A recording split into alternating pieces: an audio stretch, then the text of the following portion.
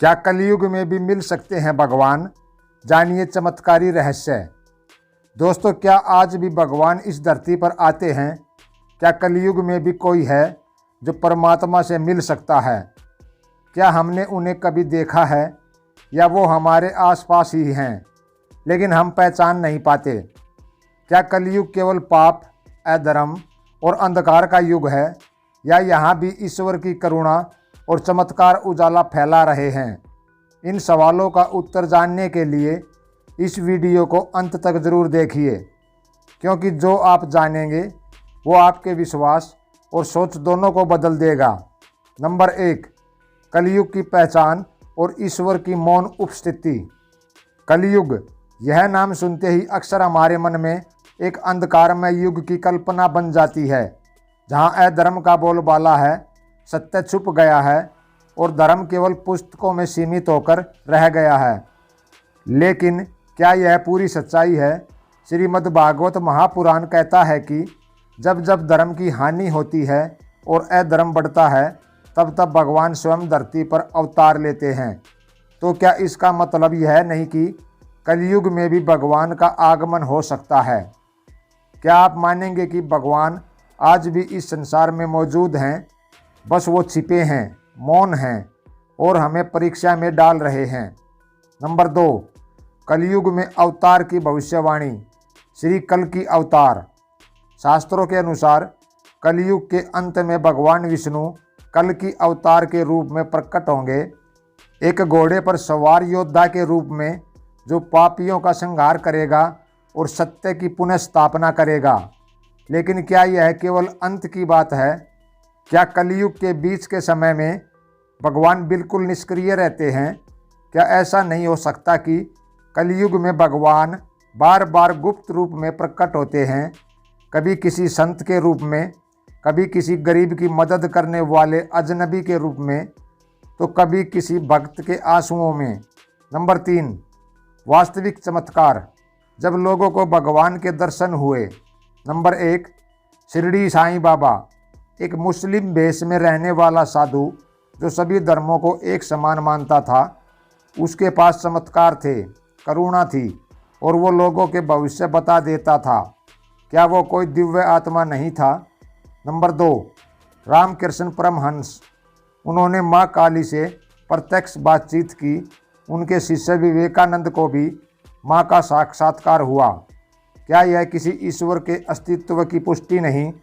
Number 3, Sai Baba के भक्तों को अभी भी रोज़ चमत्कार होते हैं। क्या यह महज संयोग है या किसी गहरी शक्ति की मौजूदगी?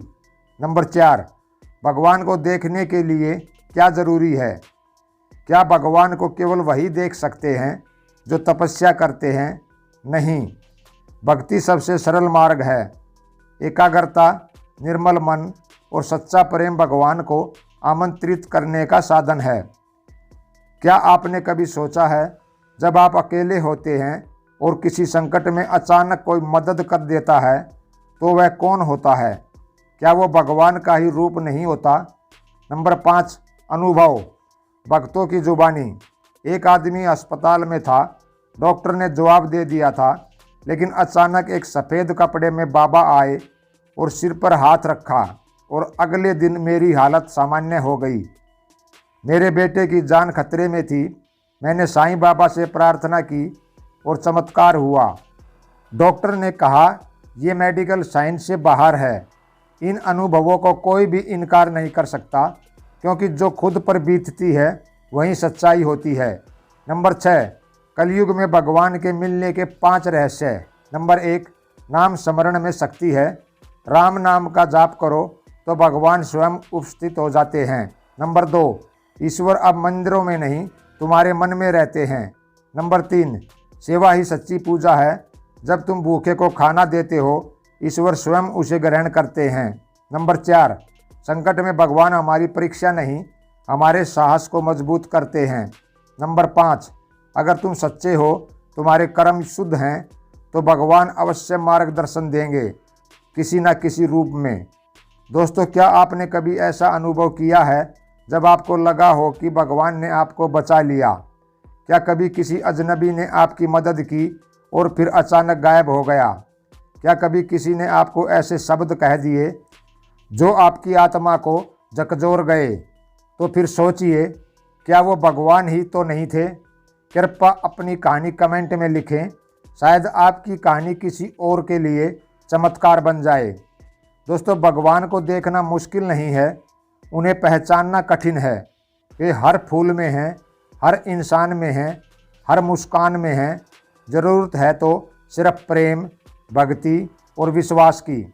अगर आपको यह वीडियो पसंद आया हो तो लाइक करें, शेयर करें और सब्सक्राइब करें। आपके लिए एक क्लिक से ये संदेश उन तक पहुंचेगा जो आज खुद को अकेला समझते हैं, क्योंकि कलयुग में भगवान मौन है, लेकिन वो मौन भी पुकारता है। बस सुनना आता हो तो हर सांस में उनकी मौजूदगी महसूस होती है। जय श्री हरि।